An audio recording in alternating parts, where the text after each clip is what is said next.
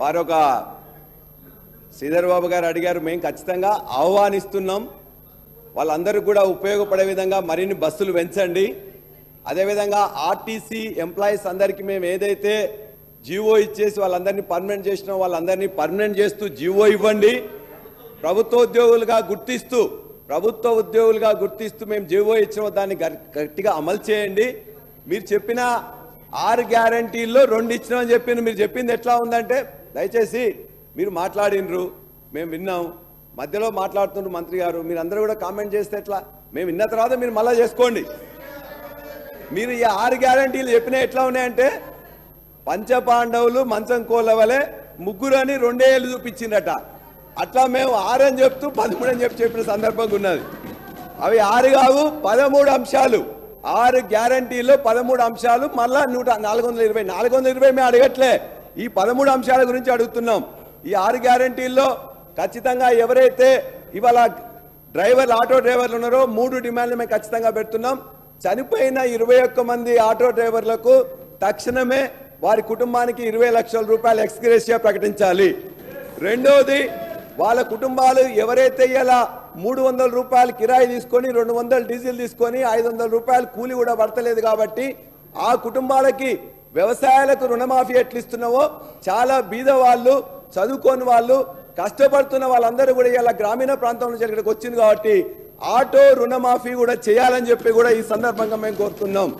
3వ అంశం, ఇవాళ ఖచ్చితంగా వాళ్ళు తినడానికి కూడా తిండి దొరకట్లేదు కాబట్టి మీరు చెప్పే 12,000 రూపాయల సంవత్సరానికి ఎక్కడా సరిపోదు కాబట్టి నెలకు 10,000 రూపాయలు ఇచ్చినట్లయితే 6.5 లక్షల కుటుంబాలు బాగైతే అని చెప్పేసి ఇది 3వ డిమాండ్గా మీ ద్వారా ఇవాళ ప్రభుత్వానికి పెడతా ఉన్నాం. అధ్యక్ష, ఎందుకు మీరు ప్రచారం ఎంతుందో చెప్పాను. 20 లక్షల రూపాయలు 20 కోట్ల రూపాయలు చేసిండ్రు, 60 కోట్ల ప్రచారం చేసుకున్నారని 15 కోట్ల మంది చేసిండ్రు. దాన్ని ఆహ్వానిస్తున్నాం.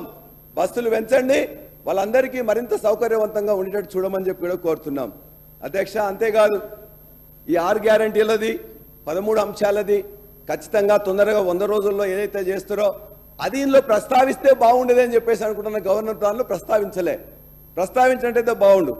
ఇవాళ ఈ రాష్ట్రంలో 55 నుండి 60% గ్రామీణ ప్రజలు మొత్తం కూడా వ్యవసాయం మీద ఆధారపడి ఉంటారు. వ్యవసాయ ఆధారిత సంబంధిత పరిశ్రమల మీద ఆధారపడి ఉంటారు. వాటి గురించి ఒక చిన్న పారా మెన్షన్ చేసిండ్రు గవర్నర్ ప్రసంగంలో, ఏమి ఎక్కువ మెన్షన్ చేయలేదు అధ్యక్ష. ఇవాళ దాని గురించి మెన్షన్ చేయని దాని గారి గురించి వారి యొక్క సభ్యులు కూడా మాట్లాడుతూ ఇక్కడ ఏమి జరగలేదని 10 సంవత్సరాల్లో. అధ్యక్ష, 10 సంవత్సరంలో 2012లో 2014లో సాగు విస్తీర్ణం ఎంతున్నది, సాగు ఉత్పత్తి ఎంతైంది, ఉత్పాదకత ఎంతైంది, ఇవాళ రికార్డ్స్ మొత్తం కూడా తీసుకోండి అధ్యక్ష. నీతి ఆయోగ్ రమేష్ చంద్ గారు మొన్ననే ప్రవేశపెట్టిన దాంట్లో భారతదేశంలో తెలంగాణ నుంచి 10 సంవత్సరాల అధ్యక్ష, తెలంగాణ నుంచి రమేష్ చంద్ గారు నీతి ఆయోగ్ సభ్యులు వాళ్ళు ప్రవేశపెట్టిన దానిలో వారే చెప్పారు. ఇవాళ సిక్కిం తర్వాత భారతదేశంలో ఇవాళ వ్యవసాయ రంగం నుంచి ఆర్థిక రంగానికి అత్యధిక ఎక్కువగా వస్తున్నది ఒక తెలంగాణ రాష్ట్రంలో మాత్రమే అని చెప్పారు. ఆ సిక్కిం కూడా ఎంత అధ్యక్ష, 6 లక్షల జనాభా సిక్కింది. అంటే ఇవాళ నెంబర్ 1 భారతదేశంలో ఖచ్చితంగా వ్యవసాయ ఉత్పత్తులు కానీ వ్యవసాయం ద్వారా ఇవాళ వచ్చేది కూడా ఖచ్చితంగా ఇవాళ తెలంగాణ నుంచి మాత్రమే వచ్చిందన్నది. ఎట్లా వచ్చింది అధ్యక్ష? ఇదంతా కూడా తెలంగాణలో సాగు విస్తీర్ణం పెరిగింది. 2014 నాటికి ఆనాడు ఉన్న పరిస్థితి ఏంటి అధ్యక్ష? ఆనాడు ఆత్మహత్యలే మొత్తం కూడా 2014లో 1340 ఆత్మహత్యలు ఉంటే 2014 తర్వాత 1400 నుంచి 137కి నేషనల్ క్రైమ్ రికార్డ్స్ బ్యూరో ప్రకారం 137 ఆత్మహత్యలకే 2022లో జరిగినవి వచ్చినాయి. ఈ ఆత్మహత్యలు కూడా రైతులు ఆత్మహత్య చేసుకొని రైతు మీద లేకపోతే ఇవన్నీ వ్యవసాయ సంబంధించిన దాని నుంచి ఎక్కడ కూడా రాసి పెట్టలేదు అధ్యక్ష. కానీ కాంగ్రెస్ ప్రభుత్వం గతంలో ఊదరగొట్టి ఆత్మహత్యలు పెరుగుతున్నాయి, 6,000 అయినాయి మొత్తం 10 సంవత్సరం అని చెప్పింది అధ్యక్ష.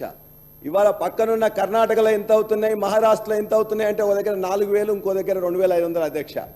కానీ ఇక్కడ మొత్తం మేము చేసిన కార్యక్రమాల వల్ల, సాగునీరు ఇవ్వడం వల్ల, అదేవిధంగా మొత్తం కూడా చెరువులు బాగు చేసుకోవడం వల్ల, 24 గంటల కరెంటులు వ్యవసాయానికి ఇవ్వడం వల్ల, యూరియా కానీ మిగతా ఎరువులన్నీ కూడా సకాలంలో ఇవ్వడం వల్ల 24 లక్షల మెట్రిక్ టన్నులు ఆనాడు వరి తీసుకుంటే 1,41,41 మెట్రిక్ టన్నులు 21-22లో ఇదే FCI కొన్నది అధ్యక్ష.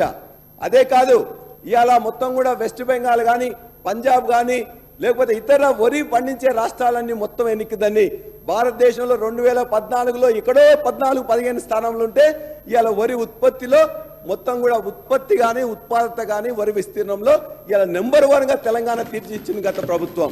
ఇది మొత్తం కూడా మీ ప్రభుత్వమే. రికార్డులు చూసుకున్న అధ్యక్ష, ఇటువంటి ఇందులో మెన్షన్ చేస్తే బాగుండేది. మీరు చెప్పారు దాన్ని అందరూ కూడా ఇంకా బాగా చేస్తామని చెప్పేసి. మీ అంత ముఖ్యమంత్రి గారు కూడా ఆనాడు చెప్పారు, మీరు 3వ తారీఖు ఎన్నికలో మీరు ఖచ్చితంగా వేసినట్లయితే 4వ తారీఖే రైతు బంధు కాదు రైతు భరోసా 15,000 రూపాయలు వేస్తామని చెప్పారు. మేము వీడియోస్ మీకే చూపిస్తాం అధ్యక్ష. అంతేకాదు రుణమాఫీ కూడా మీరే చెప్పారు అధ్యక్ష. 2 లక్షలు ఒకటేసారి ఇస్తామని చెప్పారు.